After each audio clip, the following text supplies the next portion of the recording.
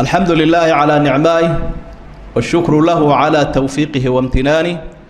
والصلاة والسلام على النبي المبعوث رحمة للعالمين وعلى آله وأصحابه ومن والاه وسلم تسليما كثيرا كبيرا. أما بعد عباد الله، أوصيكم ونفسي بتقوى الله تعالى فإنها خير زاد إلى يوم المعاد. walaalayaal,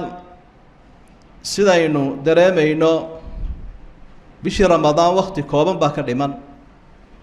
midkaynu isku baraarujinayna ayaamahan soo socda waxa weeye al-isticdaadu liramadaan. bishaa fursadda qaaliga ah ee qiimaha badan sidii aynu ugu diyaar garoobi lahayna ramadaan. waxaynu ogsoonnahay tusaalayaasha adduunyada markaynu soo qaadanno, dadka ganacsiga ka shaqeeya marka la yidhaahdo halkaa carwaa ka jirta ama alaab jaban baa lagu soo bandhigaya oo aan sanadkoo dhan ku soo maraynin, nin waliba wuxuu u diyaar garoobaa siduu alaabtaa jaban u soo iibsan lahaa, talagalna wuu sameeyaa. hadday waddanka dhexdiisa tahay iyo haddii ay meel kale tahayba, maruu fiirsa raadsado, maruu lacagtii uu ku soo iibsan lahaa baadi doono, maruu wakhtiga waraysto, wax badan buu isku hagaajistaa, weliba wuu ka sii horeeyaa. taasi waxay sheegaysaa ku dadaalidda adduunyada iyo qofkaasi fursadda alaabtu jaban tahay siduu uga faa'iidaysan lahaa. midhkaynu ka warramaynaa waa midh caynkaas oo kale ahoo, fursaddani waa fursad qaaliya oo aada u qiimo badan oo cimriga qofku si dhaqsaa hore ugu kacayo, barakoobayo. markaa siday dadku ugu kala diyaar garoobaan ayay uga kala faa'iidaysi badanayaan bishaa. ilaa 10 siyood ayaynu baraarujin lahayn sida looga faa'iidaysanayo ramadaan. 10kan arrimoodoo hore aynu wadnay laakiin laga yaabo inay daciif inaga ahaayeen baynu xoojinaynaa. midda horeysaa waxa weeye anniyatu saadiqa, niyad wanaagsan inay jirto oo markaynu bishan kusii jahaysannahay ayaamo yarina ay ka hadheen, niyaddaadu inay wanaagsantay. ilaahu ramadaan haddaad i gaadhsiiso waxaan samayn doonaa wixii la ifaray oo dhan, inta aan kari karaan fulin. niyada wanaagsanna qofka haddii aanu xataa camalkii samayninba ilaahay wuu qoraa. qoladii beder lasoo qabta ee maxaabiista ahaabaa ilaahay waxau ihi in yaclam illaahu fii quluubikum khayran yu'tikum khayran mima ukhida minkum. dadkiinaa la qabqabtee maanta cabanaya, hadduu ilaahay qalbigiinna ku ogaado khayr, wixii laydinka qaaday wax ka fiican baaba laydin sii doonaa. ilaahay waa qalbi jire. muuminiinta markuu ilaahay ammaanayay baycatu ridwaan, qalbigoodu ku ammaanay, laqad radia allaahu can ilmu'miniina id yubaayicuunaka taxta shajarati facalima maa fii quluubihim faanzala asakiinata calayhim waahaabahum fatxan qariiba. qalbigoodaa wanaagsanaa buu ilaahay, qalbigoodaasaa ilaahay waxa ay heleen uu ku siiyey. marka in qalbigaagu wanaagsan yaho niyad fiican oo go-aan leh oo aada isleedahay khayrka aada qabqabatid intaad kari karto inaad la soo diyaar garowdo, ilaahay baaba kugu garabgelaya abaalmarin weyn oo wanaagsanna waad ku helaysaa. waxa labaad aynu ku diyaar garoobaynaa alisticdaad bitacarufi cala allah biasmaa'ih wa sifaatih wa aayaatih, inaynu ilaahay aada u sii garanno subxaana wa tacaala, sii kordhino garashadiisa. garashada ilaahay addoonkuu garanayo waxaa ka dhalanaya inuu ka edebsado. haddaanu ilaahay addoonku garanaynina kama edebsado. ilaahay saad u baranaysaa waxa weeye asmaa u leeyahy, magacyaal iyo sifaat. macnahooda akhri: alcaliim, alsamiic, albasiir, alqaadir, almelik, alquduus. magacyadaa markaad akhrido mid walba nuxur buu leeyahy aad dhadhaminayso, oo ilaahay siduu kuu eegayay, siduu kuula joogay iyo siduu kuu ilaalinayay iyo siduu kuu maamulayay. aayaadka qur-aankiina waa saas oo kale. awoodaha ilaahay adiga kaa muuqanaya, caalamkan ka muuqanaya markaad akhridana ilaahay waad arkaysa, ilaahayna waad baranaysa. markaad intaasoo dhan isu geyso ee aad ku qanacdo ilaahay inuu joogo oo uu kula joogo adiga, oo uu jiro, oo uu ku eegayo, oo uu ku maqlayo, oo uu ku arkayo oo adigu aanad arkaynin. intaa markaad isu geyso waxaa ka dhalanaya, haddaad intaa ku qanacdo, inaad ka edebsato ilaahay subxaana wa tacaala. barashada aad ilaahay baratay waxay keenaysaa inaad ka edebsato. waxaynu naqaanaa ninka madaxda maalan ee qofku u shaqaynayo markuu la joogo iyo markuu ka maqan yahay bani aadamku isku si uma shaqeeyaan. intaa uu la joogo ee ishiisu ay arkayso wuu iska dhisaa,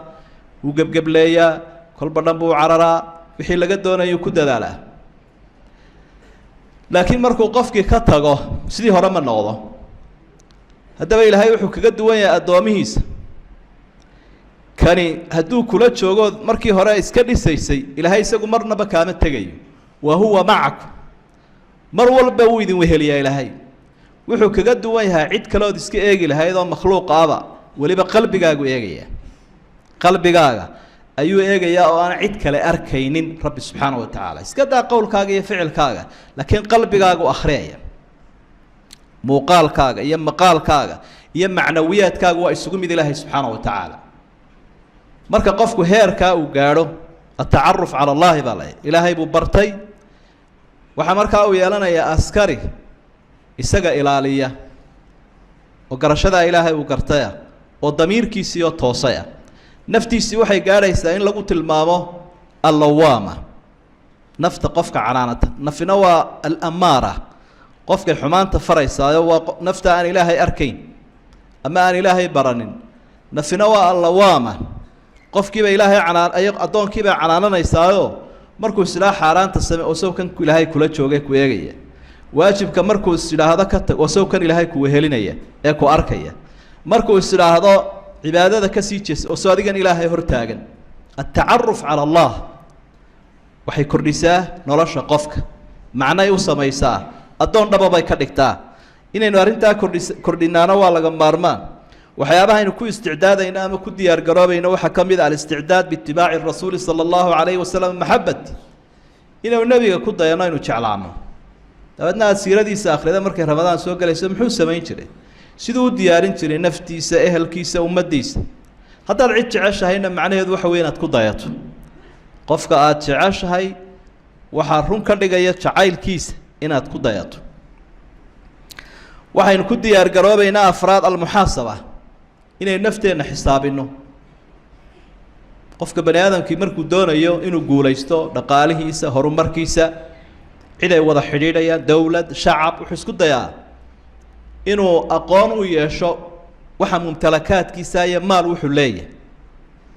xisaab xidh buu sii sameeyaayoo dadku la tashan karaabuu ayuu la tashanayaayoo wax diyaaru la yimaadaa. kii kalena dee isagoo fashilan buu tegayaa cidduu la xisaabtamaya, cidduu la kulmayaba meeluu marayaba aan garanayn. idan si aynu guul u gaadhno aakhiro ilaahay hortiisa, waa inuu qofku naftiisa intan uu joogo adduunyada xisaabiyaa. khayrka waktiga khayrka markaad kusii socotana xisaabtii sii kordhisaa. sirta nolosha saxaabadii nabiga ka fahmay maqaaladahoodii qaar qaalaya bay ahaayeen oo dhaxal galay, waxyiga u egaaday. cumar binu khadaab wuxuu lahaa naftiina xisaabiya intaan la idin xisaabinin, camalkiina miisaama inta aan la idin miisaamin. xasanu lbasri waxa uu lahaa raximahu llah inamaa khafa alxisaabu yowma alqiyaamati calaa qowmin xaasabuu anfusahum fi dunya, wainamaa shaqa alxisaabu yowma alqiyaamati calaa qowmin lam yuxaasibuu anfusahum fi dunya. dadka qaarkood xisaabtu aakhiro way u fududaatay markay iyagu adduunyadiisa soo xisaabiyeen, qaarna way ku adkaatay markay iyaguse soo xisaabin waayeen adduunkii, iyagoo gebgebleh ilaahay oo hor yimaadeen. markuu qofku naftiisa xisaabiyo 3 arrimood buu ka dhaxlaa: inuu ceebtiisa garto, iyo inuu ilaahay ka cabsado, iyo inuu jannada ku guulaysto.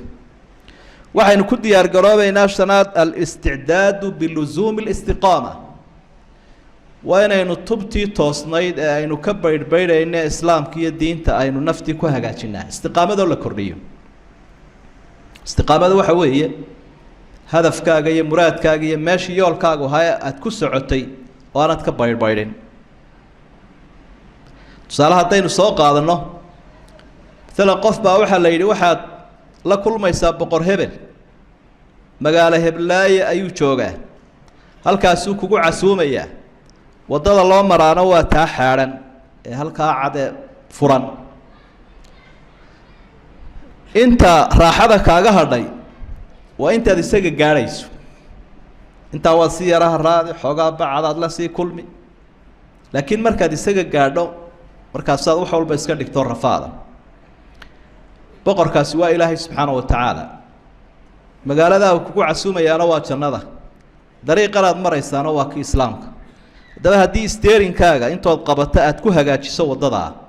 oo si fiican aad u hayso ilaahay baad hoosgeliyaad gaari doontaa isna gacantu ku qabano casuumaddu ku geyn hadduu gaadhigu kula taraaro oo marna waddada uu xaggaa uga baxo marna uu xaggaa uga baxo haadaan unbad ka dhacaysa dadkaa waddada laga soo qaadayo iyaga iyo baabuurtoodii burburay ee boholaha ku dhacay ayuumaad la mid noqonaysa idan istiqaamada macnaheedu markaynu tusaale la fahmi kara ka soo qaadanno waa steerinkaaga inaad ku hagaajiso jidka cad ee jannada iyo ilaahay raali noqoshihiisa loo mara islaamka la idhaah wa anna haadaa siraatii mustaqiiman waxaynu ku diyaar garoobaynaa isticdaad biطahaarati اlqalb qalbiga inaynu nadiifino qalbigii wax badan buu wasakhoobay shaydaan baa burushkiisii ku wadaa bani aadamkii uu dabada ka soo riixaybaa habeen iyo maalin bay saysataanoo naxli iyo nacaybsiiyo ayaa intaa habeen walba aad ku seexanaysa aad ku fikiraysaa qalbiga si dhinkaa ku dallacan ama culayskaa haysta ee waxa aynu sheegayna ka soo gaadhay inaynu ka masaxno aynu ka dabcino waxaynu ku heli karaynaa raaxada cibaadada iyo ka bogashadeeda ilaahay baa inala hadla wuxu uhi alaa tuxibuuna an yakfir allaahu lakum miyaydaan jeclayn inaan idiin dhaafo inuu ilaahay dembiga idiin dhaafo de idinkuna dadka iska dhaafa khudi ilcafwa waamur bilcurfi waacrid can iljaahiliin waxaynu ku diyaar garoobaynaa bikitaabati alwasiya inaynu dardaarankeena sii qorno haysodhanin rabadaan maasha allah way sii dhowdahay raashinka iyo alaabta iyo waxaasoo dhan iska diyaarso waad gaadhayo waad soomiyo kanaad samayn doonta dib u warayso rabadaanadii inaga horreeyey imise qof oo ciidda diyaar u ah ama inay soomaan diyaar u ahaa ayaynu aasnayba cisho ka hor 2 cisho ka hor maalin markuu sii soomay ha ku talagelin waxaad og tahay ma ahee wakhtigaad gaadhaysa kuu noqonayo marka dardaarankaaga iska qoroo ha kuu diyaarsanaado siduu nebi maxamed inoo sheegay calayhi salaatu wasalaam dardaarankoo la qoraa waxay sheegaysaa qofku inuu diyaar yahay haddaana dardaaranka qorinna waxay sheegaysaa inaad weli dhagoolaynayso waxa kaa horeeya aanu dhab kula ahayn marka xaqiiqada dhabtaa loogu soo noqdo qofku wixii aanu huraynin horu u yeelaa saa daraaddeed kol haddaad geerida aaminsantaad ku qanacsan tahay dardaarankaaga waa iska qornaado wixii adiga kaa dayacmi lahaana qor ila dad baa kugu xidhane wixii kugu dayacmi lahaayee dad ka lumi lahaana ama ilaahay xaqiisee lumi lahaana qor markaasaad aaminsan tahay inaad allaysanaysaad aakhiro ku jahaysantay dadkan dhimashada isilowsiinaya ee qofka dhintay inay geeridu isaga keligii un ku gooni tahay ka soo qaadaya waa qafla ka dhacsanaan xagga nolosha weeye xaqiiqada rasuulku sala allahu calayhi wasalam waxa uu ku yihi xadiidkii saxiixeynka ku sugnaa maa xaqu mri'in muslim lahu shay-un yuriidu an yuusiya fiih yabiitu laylatayni ilaa wasiyatuhu maktuubatun cindah ma habboona buu ihi qofku hadduu shay uu dardaarmayaa jiro inuu 2 habeen seexdo isagoo bila dardaarana xallo wixii xuquuqa waxa la yaalo wixii mudan in wax laga sheego diin iyo dunyaba iska qor waa arrimaha inagu adag bay ka mid aynu haysanaba hadduu qofku dardaaranka qoro malaa inay geeridu kusoo degdegayso oo cimrigiisa iyo calafkiisa lasoo gaabinayo waxaynu ku diyaar garoobaynaa bikahrati dikr xuska ilaahay inaynu badinno subxaana wa tacaala xuska ilaahay inaynu badinno oo xuska ilaahay wuxuu sheegayaa socodkaaga inuu fahas ka dhigo dariiqii aynu sheegayna la marayay speedkaaga iyo orodkaaga waxaa kordhinaya ilaahay xaggiisa aad u ordayso ama jannada aad u ordayso waa dikrigan iyo xuska safar haddii lagu jiro waa la tartamaa gaadiidleydaa tartamo nin waliba gaadhi wanaagsan iyo wakti wanaagsan iyo shidaal wanaagsan buu soo qaataa si wakti hore uu u gaadho meeshii uu ku socday marka jidkaynu marayno waxyaabaha orodkiisa kuu kordhinaya dikrigaa ka mid a siduu rasuulku uhi sala allahu calayhi wasalam xadiidkii saxiixa sabaqa almufariduun nimanka dikri yaqaanka ah ee daakiriinta ahi cid walba way ka dheereeyeen saxaabadu ridwaanullaahi calayhim sirtaa qiimaha badan waxay ka qaadan jireen rasuulkooda waxaa ku sugan saxiixa waxaa u soo cawday nebiga asxaabtii fuqarada ahaa ee dhaqaalahoodu yaraa aan waxba badan haynin ama aan waxbaba haynin xaasidiin maaha laakiin khayrkay jecel yihiin ee walaalahooda kula tartamayaan waxay idhaahdeen dahaba ahlu duhuuri اlujuur calaa macnaa qowli dadkii maalqabeenka ahaa wax alla wixii ajri ahaaba iyagaa isku fuuqsadayba intaanu samayno soon iyo salaad iyo intan oo dhanna way sameeyaa dee wixii xoolo laga bixin jirayna way ka bixiyaan annaguna waxba ma hayno waa calaancalaya maxaanu yaallaa nebigu calayhi salaatu wasalaam khayrka kubaddiisiibuu usoo dhigay si qurux badan si ay u laadaanoo wuxuu idhi waxa aan idiin sheegayaa buu idhi oo aan idiin warramayaa sir baan idiin sheegayaa shay baad samaynaysaan marka aa fashaan ee arrinkaa camalkaa qabataan cid idin gaadhi mayso kii idinka horreeyeyna waa gaadhaysa ilaa cid inta aad samayseen samayso oo kale mooyaane waxaana ugu khayr badanaysaan cidda aad dhex joogtaan wa kuntum khayra man antum bayna dahraanayh cidda dhex joogtaana idinkaa ugu khayr badan cidina idin gaadhi maysa kii idinka horreeyna waa gaadhaysa تسبحون الله وتكبرون الله وتحمدون الله في خلف أو في دبر كل صلاة صلاة هذا الدبادة ودون ذكر كده ذالب وإنت لين أخرين بقولك سبحان الله والحمد لله والله أكبر بلاك أنت ضدك السماء سويرت السلام عليكم مرك الله هذا وإربدي سيكو كل فنا يا أما مصبار كيسي الشيطان تبتناها ليروه قفك يجيا مهردي لك سوقي قبل باب بنان كتاجن بل كجارسي هرايبو عرّي قفك أنت يا الله بد دقيقة ما لها ما هل دقيقة inuu 99ka iyo markaa boqolaad inta israaciyo way ku adagtay way adagtay waayo waa lagu heliyaa way ku sahlanaan lahayd laakiin waa kaligaada aan ahayn inta sadad oo dhan kaga dheeraynaysa waa kii markaa nabiga haddana u soo cawday walaalahay intii maqleeno way sameeyeen de waa fadli ilaahay buu dhaqaalaha fiicaniye u haneey waxaynu ku diyaar garoobaynaa al-isti'daad bit-taqwa inaynu alla ka cabsigeeni aynu sanadka ciirciirka ku dhacay aynu kordhino alla ka cabsiguna wax weyn weeye quraanku waxa ugu badan u dardaarma ama diinteen